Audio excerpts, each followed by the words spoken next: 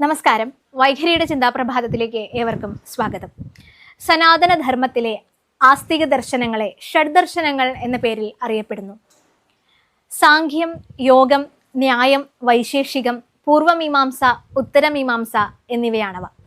ഇത് ദർശിച്ചിട്ടുള്ള ദ്രഷ്ടാക്കളായ മഹർഷിമാരെ കൂടി നമുക്ക് പരിചയപ്പെടാം.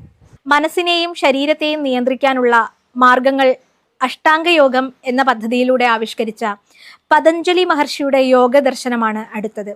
യുക്തിചിന്തയും തർക്കശാസ്ത്രവും അടങ്ങിയ ഗൗതമ മഹർഷിയുടെ ന്യായശാസ്ത്രമാണ് മൂന്നാമത്തെ ദർശനം. പ്രപഞ്ചത്തിലെ അണുക്കളെയും പദാർത്ഥങ്ങളെയും കുറിച്ചുള്ള പഠനം കണാദ മഹർഷിയുടെ വൈശേഷിക ദർശനവും, വേദങ്ങളിലെ കർമ്മകാണ്ഡത്തെയും യാഗങ്ങളെയും കുറിച്ചുള്ള വിശകലനം നടത്തുന്ന ജൈമിനി മഹർഷിയുടെ പൂർവമീമാംസ ദർശനമാണ് അഞ്ചാമത്തേത്.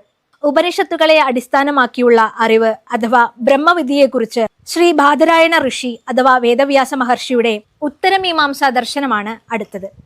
നമസ്കാരം.